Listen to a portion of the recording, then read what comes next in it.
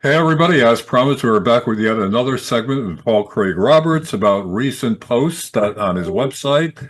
And this one deals with the law and journalism schools and what they're doing in terms of our democracy. Paul, what's the title of that again? I think it's something like the Democrat Party and the law and journalism schools are America's worst enemy. Okay. Explain why they've become America's worst enemies. Law and journalism schools used to be a bedrock of a fair and just and logical society, but I guess that's changed. Tell us about it, Paul. Yes, it's they've fallen to the march through the institutions, and so what I think we have is that um, law schools today, certainly the prestigious ones.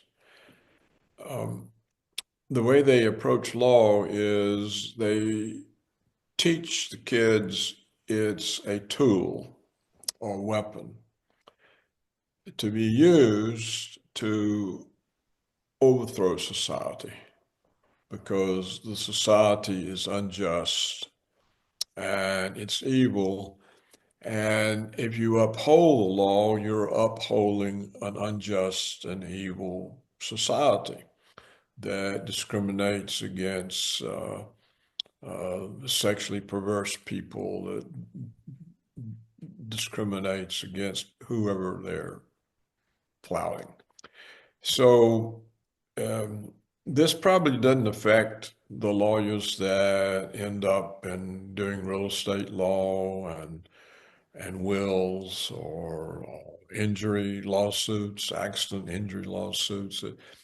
But it has to affect the ones that end up in governing or in adjuncts to governing and court cases having to do with the balance of power or um, and so uh, when you present law in that way, it becomes an indoctrination.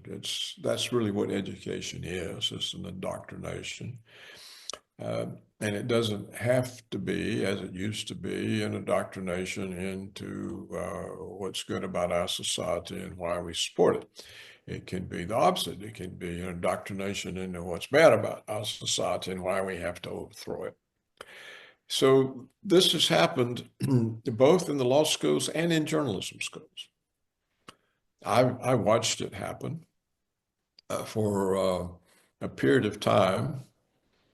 I think in the 90s, maybe the 80s, but I think it was the 90s. Um, I was a guest lecturer at the Graduate School of Journalism at Columbia University. A guest lecture in the sense of being invited up to come up. There was some kind of program they ran, and if I remember correctly, they would. It was a program the journalism school ran that brought in actual journalists. It wasn't for their students. Now, I may be confused because it was a while back.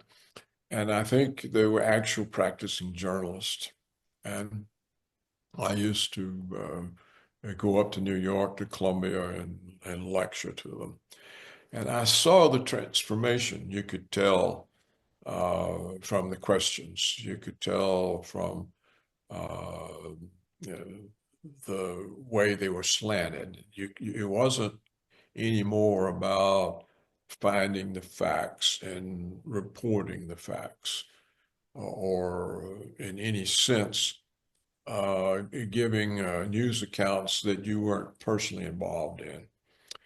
You were supposed to be personally involved and you were supposed to use reporting and stories to affect how people thought of the society, and you were supposed to use it in a way to lessen their allegiance to the old society.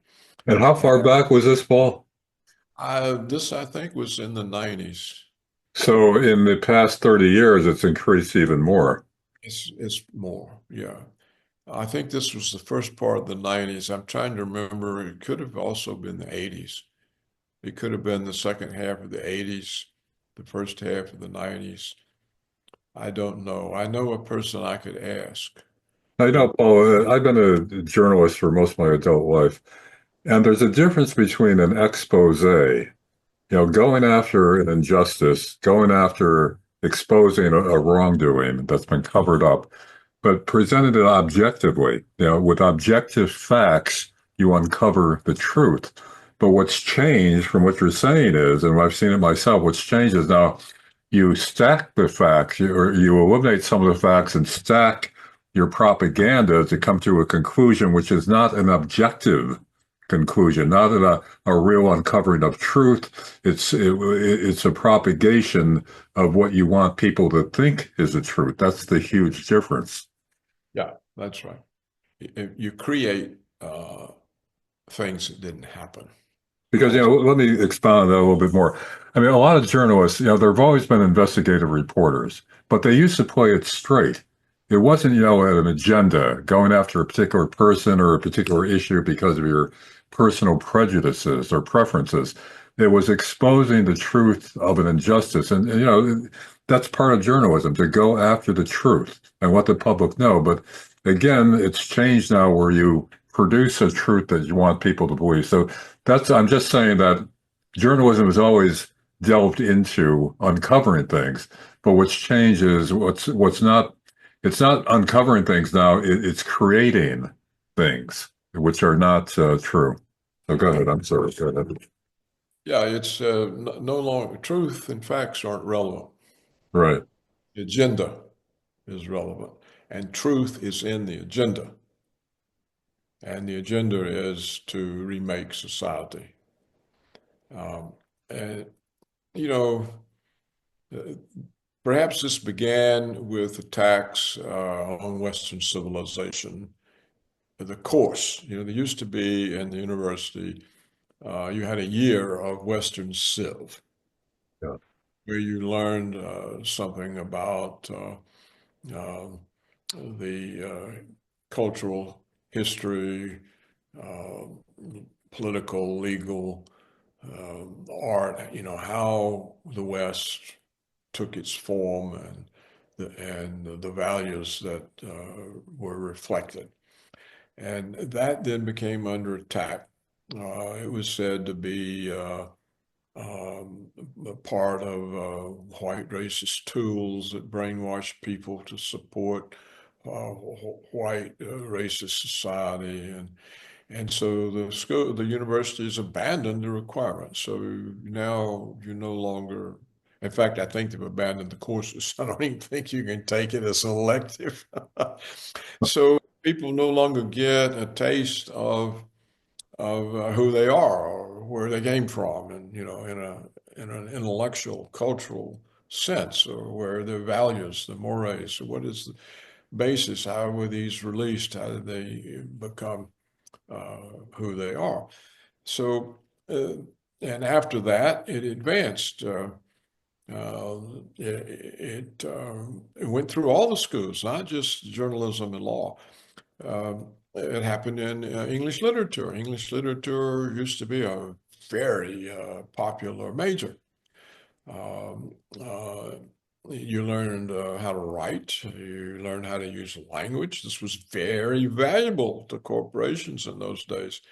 You and you learned through the great literature a lot about life and how people behave and misbehave, and you learned how to avoid mistakes and bad behavior and so on and so on, and then the march through the institutions hit that, and the liberal professors wanting to show how open-minded they were, and a little bit curious about Jacques Derrida and all of the kinds of left-wing intellectuals that were moving into, or trying to move into English literature. Well, Paul, we recently did a piece on how the English are no longer teaching Shakespeare because he's sexist,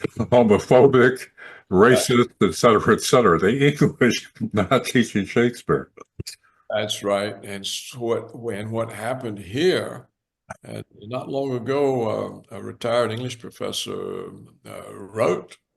He said we were naive. We thought that the left just wanted to add another voice to the curriculum, and before long they'd taken over and frozen us out. And so he said, "What do English professors do today? They don't talk about literature. They talk about gender theory. They talk about uh, the how to reconstitute society.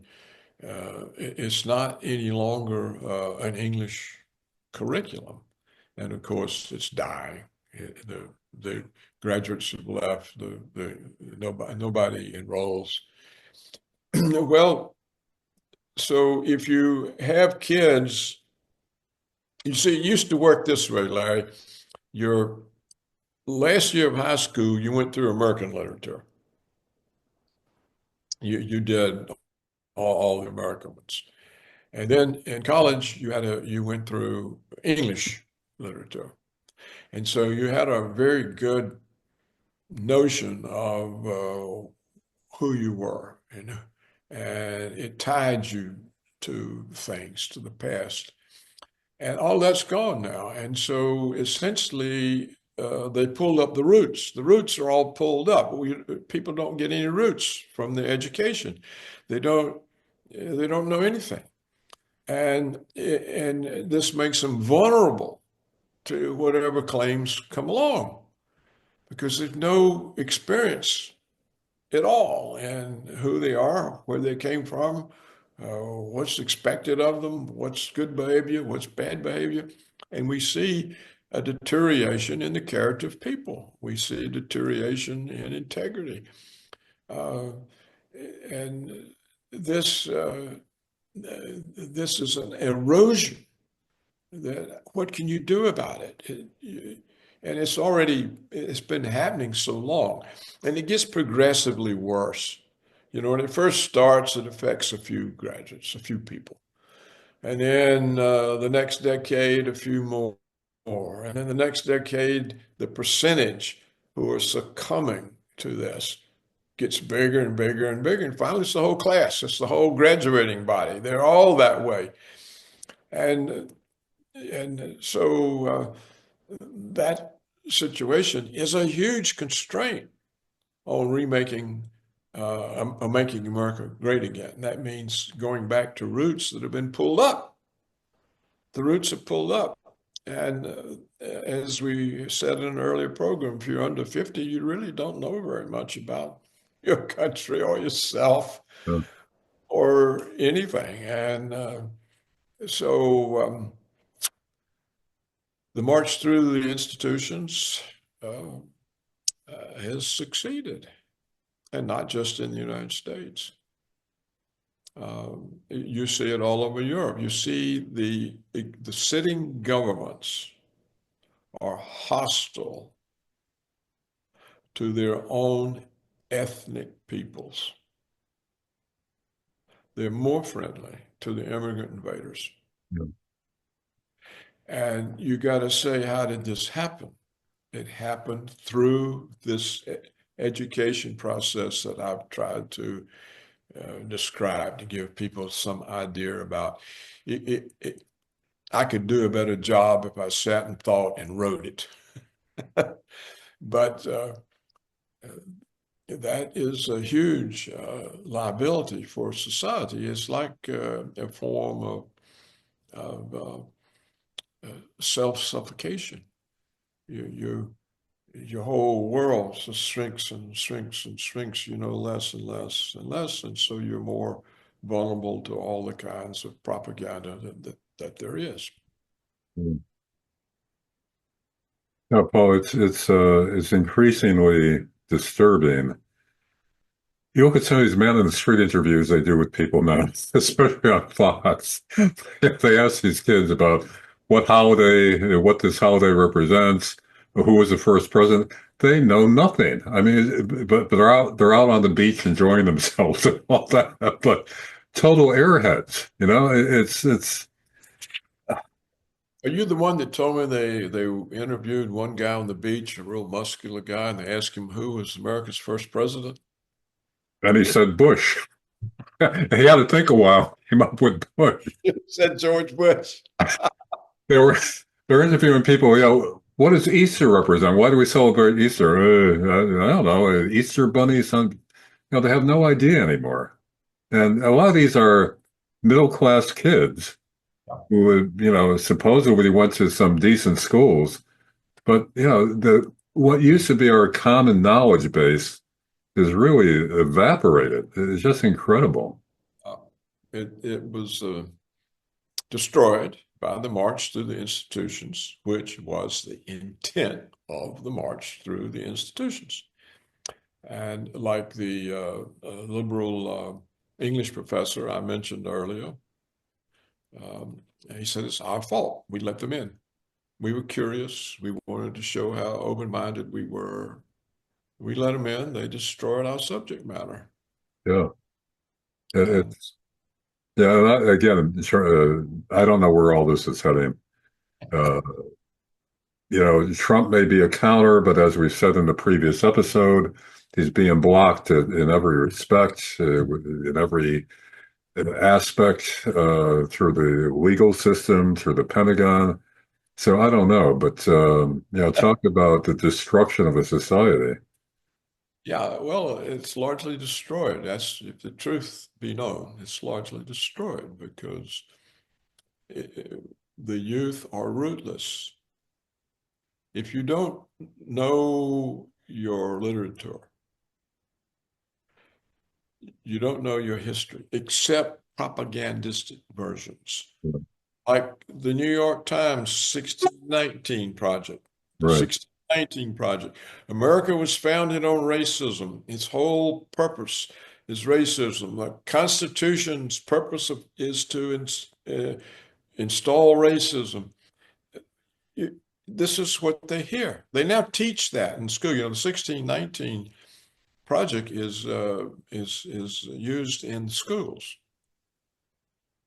Yeah. So you don't ever hear anything. And of course, you wouldn't dare be allowed to read Huckleberry Finn or Yeah. Tom. Right. And uh, you can't read anything that shows the real relationships between blacks and whites. Yeah, and not even in the context of the times, because Right. that's considered, an endorsement of slavery or whatever. But when something depicts society accurately within the context of its times, that's valuable literature to help you understand the past and how it led to the present. But all that is being wiped away now. Mark Twain, he was against slavery. He was sympathetic to blacks, and it came through in his books if you read it critically. But all that is being taken away now. It's just Yeah, it's gone, but you see, it's different from that. What you get there is you see very fine, friendly relations between whites and blacks. They get along together. yeah, This is what's not permitted. You're not permitted to know that. You have to see the white with a whip like this. yeah, And you can't see these guys getting along together, going on a river, going down the river together. You can't see how human people are, and there wasn't any of this racial animosity. It wasn't there. Uh, so you can't read it.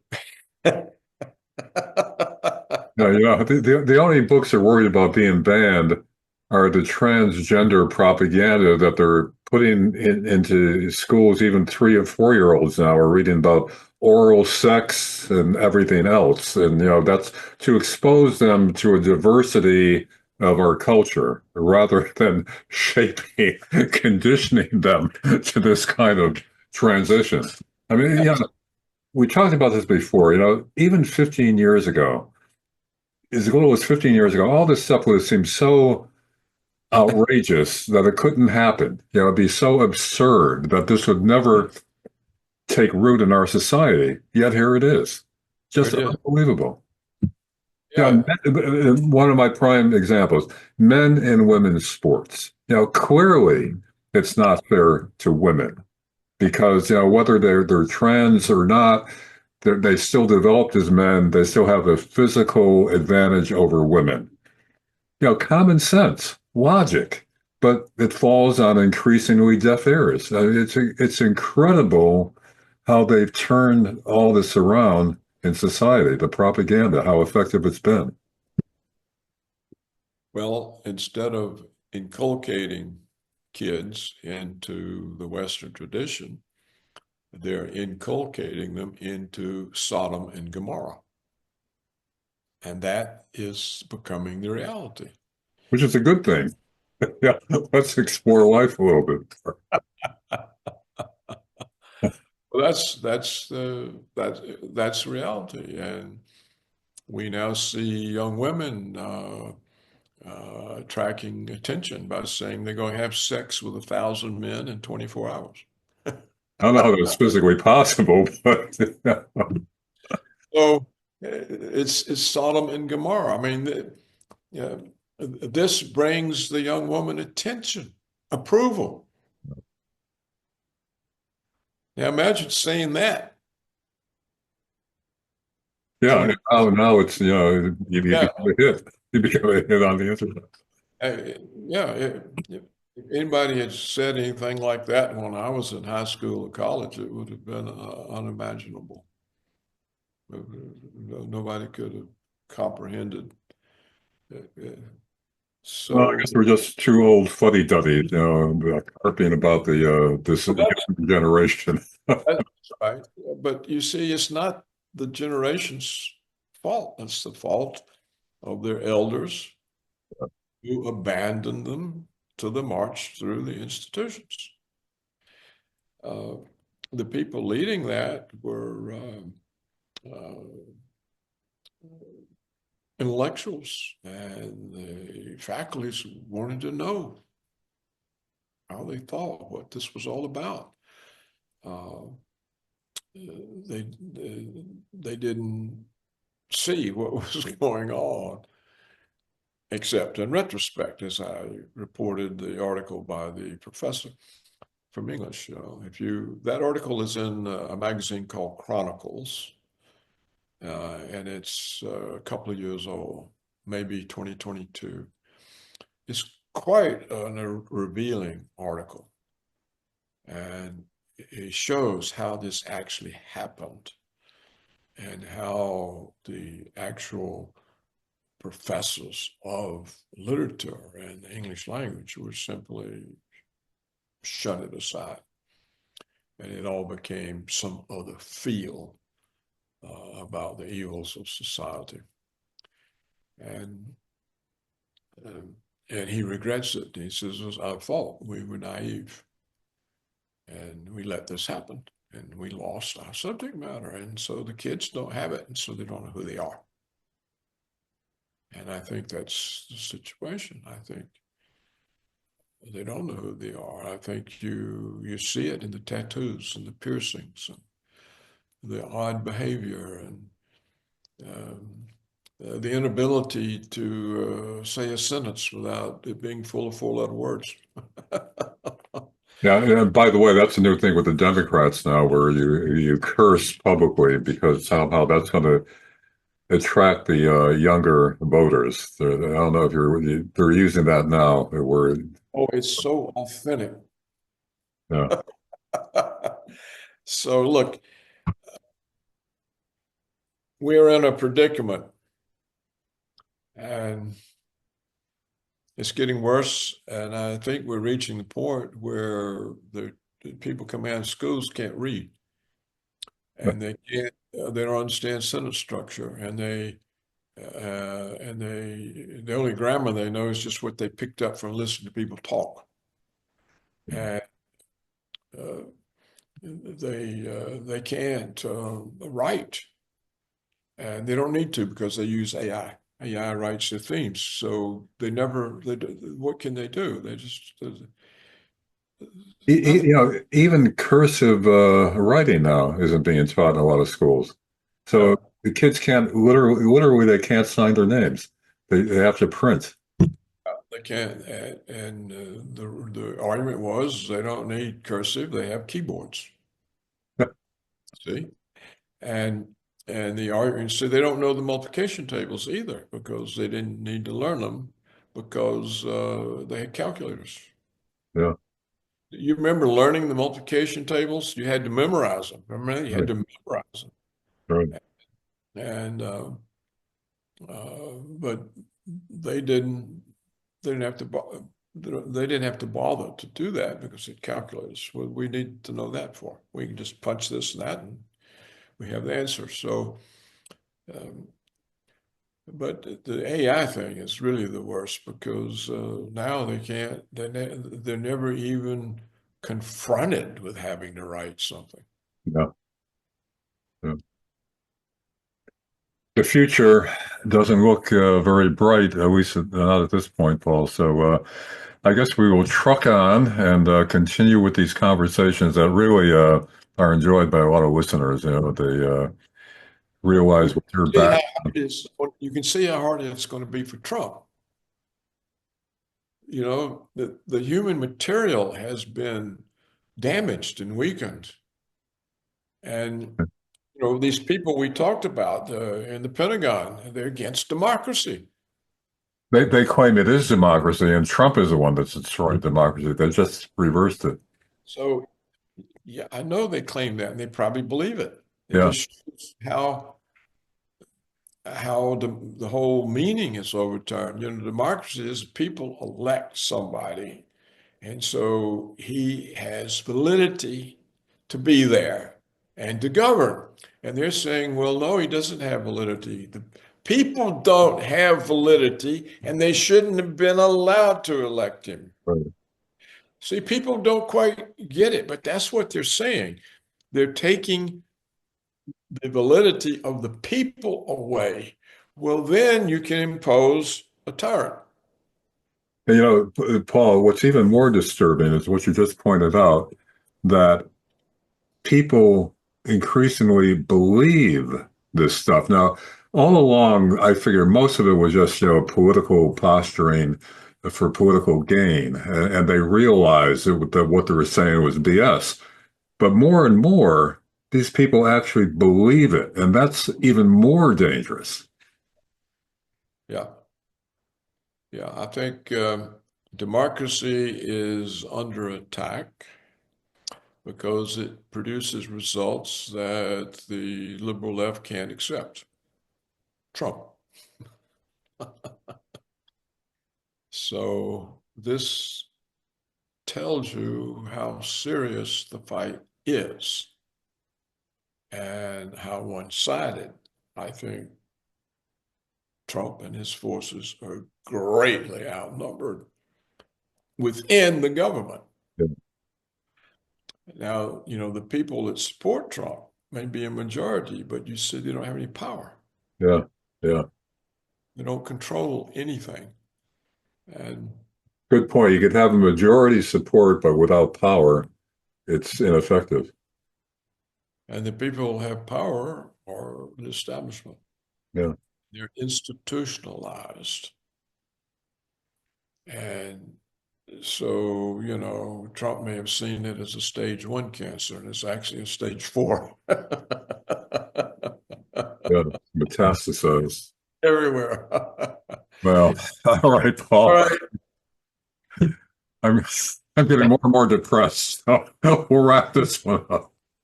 And hopefully we'll be back to talk more about how society is falling apart.